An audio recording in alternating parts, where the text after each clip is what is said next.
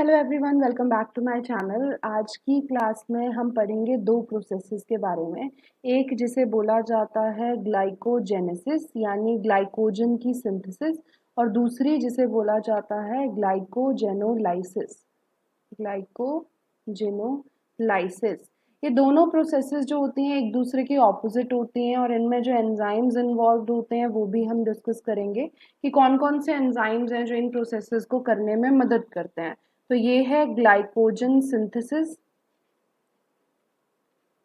और दूसरी प्रोसेस जो आज हम डिस्कस करेंगे उसे बोलते हैं ग्लाइकोजन ब्रेकडाउन यानी ग्लाइकोजेनोलाइसिस। लाइसिस मतलब टूटना, तो ये होता है ग्लाइकोजन ब्रेकडाउन। किस तरीके से ग्लाइकोजन जो है उसका ब्रेकडाउन होगा वो भी हम देखेंगे।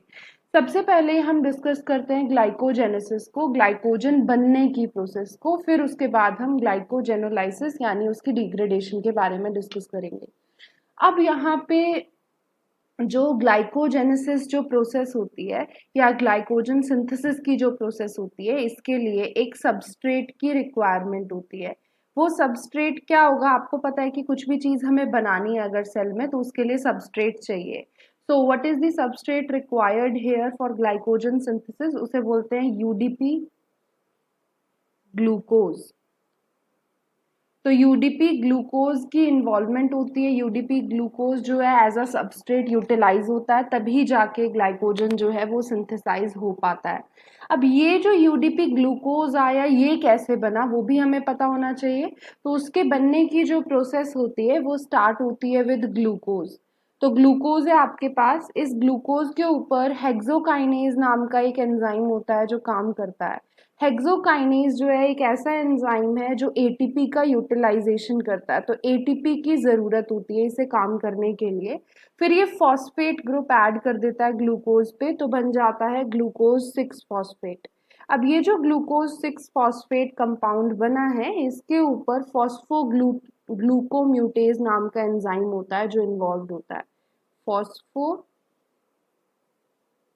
ग्लूको म्यूटेज ये नाम का एंजाइम जो है वो ग्लूकोज 6 फॉस्फेट पे आके काम करेगा और फॉस्फेट को 6th पोजीशन से 1st पोजीशन पे ले आएगा, यानी बना देगा ग्लूकोज 1 फॉस्फेट। पहले था ग्लूकोज 6 फॉस्फेट, अब बन जाएगा ग्लूकोज 1 फॉस्फेट।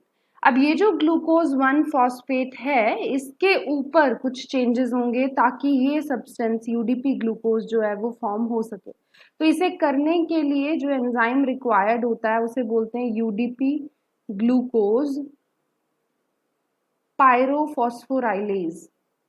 पायरोफॉस्फोराइलेज, तो ये एंजाइम आता है और तब जाके यूडीपी ग्लूकोज जो है वो फॉर्म होता है। तो बेसिकली हमने ये पढ़ा कि ग्लाइकोजन बनने के लिए यूडीपी ग्लूकोज की रिक्वायरमेंट है, और यूडीपी ग्लूकोज कैसे बना? From a glucose molecule by the help of 3 enzymes. वो 3 एंजाइम्स मैंने यहाँ आपको बताए। अब ये जो यूडीपी ग्लूकोज है ये साथ में जुड़ के इसका एक पॉलीमर बनेगा, और वो पॉलीमर जो होगा वो ग्लाइकोजन होगा। अब वो पॉलीमर कैसे बनता है तो वो भी मैं आपको यहाँ बता देती हूँ, उसके लिए किन किन चीज़ों की रिक्वायरमेंट होती है। तो इसे रब कर लेते हैं हम, और फिर इससे आगे की प्रोसेस जो है यूडीपी ग्लूकोज का फर्दर क्या चीज़ होगी वो अभी हम डिस्कस करेंगे, तो वो देख लेते हैं। और ये वाला टॉपिक ग्लाइकोजन ब्रेकडाउन तो हम लास्ट में करेंगे, तो वहीं डिस्कस करेंगे इसके बारे में। तो मैंने जैसे आपको बताया कि आपका यूडीपी ग्लूकोज बन गया। अब यहाँ पे 2 टाइप के एंजाइम्स की ज़रूरत होती है। एक एंजाइम होता है जिसे बोलते हैं ग्लाइकोजेनिन। एंजाइम्स के नाम बता रही हूँ जो कि सिंथेसिस के लिए रिक्वायर्ड है, मेजर वाले। एक होता है ग्लाइकोजेनिन नाम का एंजाइम, और दूसरा होता है जिसका नाम होता है ग्लाइकोजन सिंथेज। ग्लाइकोजन सिंथेज, ये दोनों एंजाइम्स ग्लाइकोजन बनाने में मदद करते हैं। कैसे बनाने में मदद करते हैं तो वो देखते हैं हम। ग्लाइकोजेनिन एंजाइम जो होता है इसके पास टायरोसिन होता है। तो एंजाइम है यानी प्रोटीन होगा, प्रोटीन अमीनो एसिड से बने होंगे, उनमें से एक अमीनो एसिड टायरोसिन भी होता है। तो टायरोसिन इस एंजाइम के अंदर प्रेजेंट होता है और ये जो है 8 यूडीपी ग्लूकोज मोनोमर्स से जाके बाइंड करता है। यूडीपी ग्लूकोज के 8 मोनोमर्स से जाके ये बाइंड करेगा। मतलब basically this enzyme is going to attach 8 different UDP glucose molecules together by forming alpha 1,4 glycosidic bond in between. तो अल्फा 1,4 ग्लाइकोसिडिक बॉन्ड बनाता है in between these 8 UDP glucose molecules. तो इसको समझने के लिए आप ऐसे समझ सकते हो, ऐसे बहुत सारे यूडीपी मॉलिक्यूल्स हैं आपके पास, टोटल 8 होंगे इस तरीके से, और उनके बीच में जो बॉन्ड प्रेजेंट है वो है अल्फा 1,4 ग्लाइकोसिडिक बॉन्ड। तो इन सबको जोड़ने में जो मदद कर रहा है वो ग्लाइकोजेनिन नाम का एंजाइम है। उसके बाद क्या होता है कि ये जो चेन बनी, इस चेन से ये एंजाइम आके बाइंड करता है। तो पहले चेन बनाने में यानी मोनोमर्स से 8 मोनोमर्स से बना हुआ एक पॉलीमर बनाने में ग्लाइकोजेनिन ने मदद की थी। अब उस 8 ग्लूकोज मोनोमर्स की जो चेन बनी है उस चेन से आके बाइंड करता है ग्लाइकोजन सिंथेज। अब ये जो ग्लाइकोजन सिंथेज आके बाइंड करता है ये क्या करता है, ऐड करता है more UDP glucose monomers to 4 hydroxyl group. ठीक है, 4 हाइड्रोक्सिल ग्रुप बोलते हैं ऑफ ग्लूकोसाइल रेसिड्यू। तो ग्लूकोसाइल रेसिड्यू जो होता है उसके 4th OH पोजीशन पे यूडीपी ग्लूकोज ऐड करता है। तो बेसिकली इसी चेन में यूडीपी मॉलिक्यूल्स जो ग्लूकोज के हैं वो और ऐड करेगा 4th OH वाली पोजीशन पे, और यहाँ पे भी अल्फा 1,4 बॉन्ड ही बनेगा। तो जो यहाँ बॉन्ड बना था वही बॉन्ड यहाँ भी सिंथेसाइज होता है बिटवीन दी मोनोमर्स। नेक्स्ट चीज जो आपको याद रखनी है कि इसके बाद एक और एंजाइम होता है जो इन्वॉल्व होता है, उसे बोला जाता है ग्लाइकोजन ब्रांचिंग एंजाइम। अभी तक ब्रांचिंग नहीं हुई थी, अभी तक सिर्फ एक स्ट्रेट लाइन पॉलीमर बनी थी। अब उसके ऊपर ब्रांचिंग के लिए ग्लाइकोजन ब्रांचिंग एंजाइम की रिक्वायरमेंट होगी। ग्लाइकोजन ब्रांचिंग एंजाइम, ये जो ग्लाइकोजन ब्रांचिंग एंजाइम होता है ये होता है जो एक्चुअल में क्या करता है कि जो पहले से चेन प्रेजेंट थी उसके ऊपर एक और चेन अटैच कर देगा तो ब्रांच बन जाएगी। बट ये जो एडिशन होता है ये होता है अल्फा 1,6 ग्लाइकोसिडिक बॉन्ड से। पीछे जो हमने पढ़ा वो था कि अल्फा 1,4 ग्लाइकोसिडिक बॉन्ड, यहाँ पे अल्फा 1,6 ग्लाइकोसिडिक बॉन्ड जो है वो फॉर्म होता है। तो ब्रांच बन रही है और ब्रांचिंग वाली पोजीशन पे जहाँ पे ब्रांच पॉइंट होता है वहाँ पे अल्फा 1,4 ग्लाइकोसिडिक बॉन्ड जो है वो इन्वॉल्व होता है। अब ये सारे एंजाइम्स थे जो रोल जिनका आता है ग्लाइकोजन सिंथेसिस में। अभी हम ये डिस्कस करेंगे कि इसके अलावा और क्या चीज़ें हैं, कौन से हार्मोन्स हैं जो ग्लाइकोजन की सिंथेसिस को कैरी आउट करने में यूज होते हैं।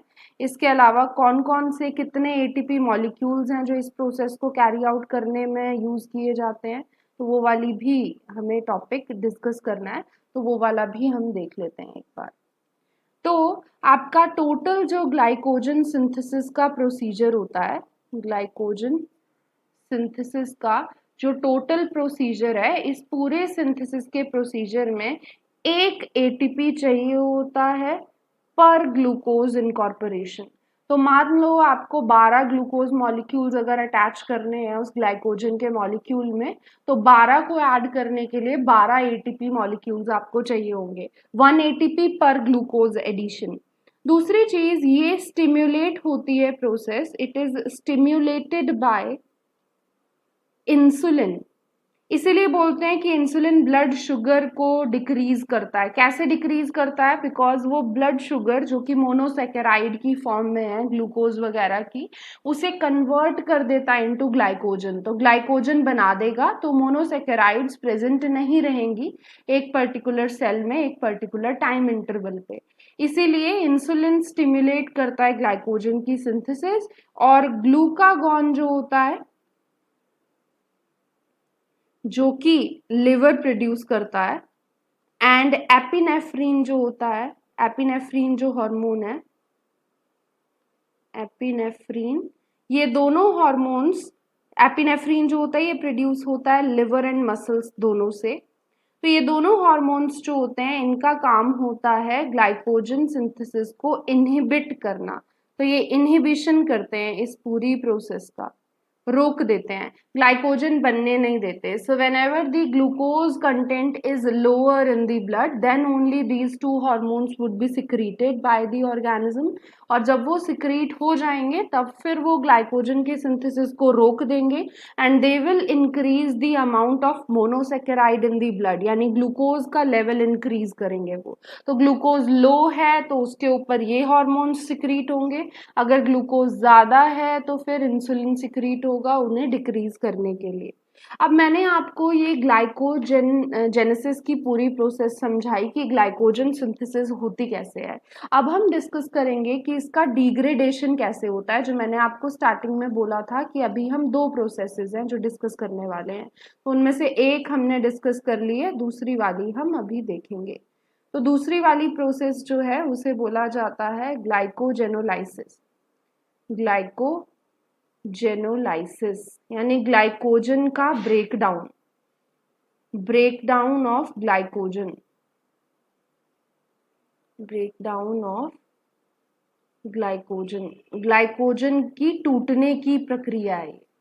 अब ये जो प्रक्रिया होती है, ये प्रोसेस होती है, ये आपको कहाँ देखने को मिलती है? ये प्रोसेस साइटोप्लाज्म में होती है सेल के। तो सेल के साइटोप्लाज्म में जनरली ये प्रोसेस होगी। कौन से सेल्स में? तो जनरली ये प्रोसेस आपको मसल्स में देखने को मिलती है, लिवर के सेल्स में देखने को मिलती है, एडिपोज टिश्यू के सेल्स में देखने को मिलती है, जो फैट स्टोरिंग टिश्यू होते हैं, इन सब में ये प्रोसेसेस देखने को मिलती हैं। इसमें जो एंजाइम की रिक्वायरमेंट होती है वो कौन कौन से हैं, तो वो भी हम डिस्कस कर लेते हैं। तो यहाँ पे चाहिए आपको एक एंजाइम जिसे बोलते हैं glycogen phosphorylase, glycogen phosphorylase enzyme. ये क्या करता है? ये एक टाइप का एंजाइम है जो कि क्लीव करेगा टर्मिनल ग्लूकोज रेसिड्यू को, cleaves terminal glucose residues from glycogen, glucose residues from glycogen. तो ग्लाइकोजन का एक पूरा एक पॉलीमर था आपके पास, उस पॉलीमर में ऐसे ब्रांचेस भी थी, तो उनके जो टर्मिनल पोजीशन पे जो भी ग्लूकोज के रेसिड्यूज होंगे उन्हें रिमूव करने में ये मदद करता है, तो टर्मिनल वालों को हटा देता है। तो ग्लाइकोजन फॉस्फोराइलेज का ये काम है। अब इसके बाद जो ग्लूकोज 1 फॉस्फेट रिलीज होता है, एक्चुअल में ये जो रिलीज होगा रेसिड्यू ये ग्लूकोज 1 फॉस्फेट की फॉर्म में होता है, 1 फॉस्फेट। तो ये जो ग्लूकोज 1 फॉस्फेट है, एक्चुअल में ये ग्लूकोज 1 फॉस्फेट जब भी रिलीज होने वाला होता है, मतलब जब ये प्रेजेंट होगा इन द ग्लाइकोजन मॉलिक्यूल तो ये ग्लूकोज 1 फॉस्फेट की फॉर्म में होगा, बट जब ये रिलीज होगा तो इसका फॉस्फेट 6 पोजीशन पे ट्रांसपोर्ट कर दिया जाता है, तो ये रिलीज होता है in the form of glucose 6 phosphate.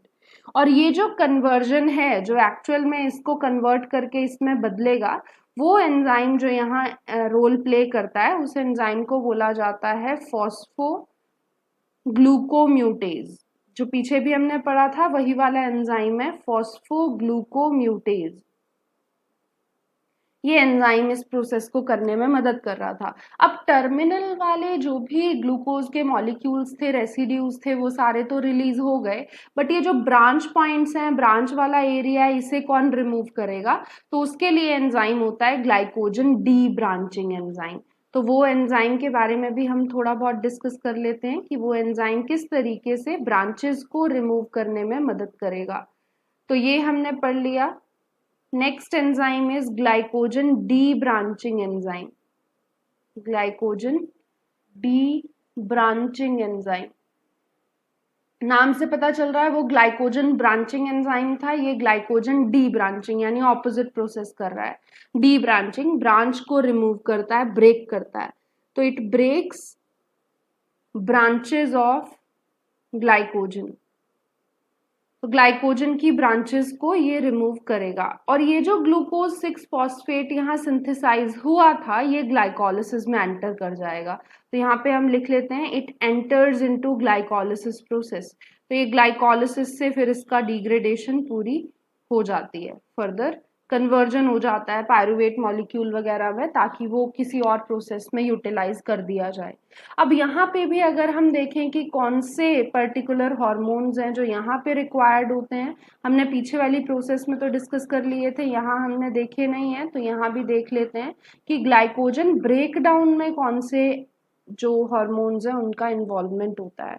तो this process is stimulated, glycogen का ब्रेक डाउन जो प्रोसेस है ये स्टिम्युलेट होती है by the hormones known as glucagon and epinephrine. Epinephrine, तो एपिनेफ्रीन एंड ग्लूकागॉन जो होगा उनका वो हेल्प करेंगे डिग्रेडेशन में ग्लाइकोजन की। और ग्लाइकोजन की जो भी डिग्रेडेशन है वो इनहिबिट होती है by insulin, inhibited by insulin. तो इंसुलिन जो है उसे डिग्रेड करने में रोल प्ले नहीं करता है। इंसुलिन जो होता है ग्लाइकोजन बनाने में मदद करता है, तो जो भी ग्लाइकोजन का ब्रेकडाउन होगा उसे इनहिबिट करेगा इंसुलिन।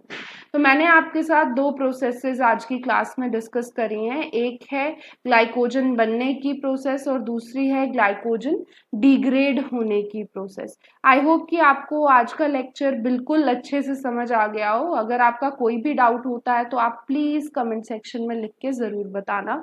और मोर वीडियोस जो हैं वो आ रही हैं, और भी वीडियोस मैं बनाऊंगी, तो stay tuned and good bye, thank you.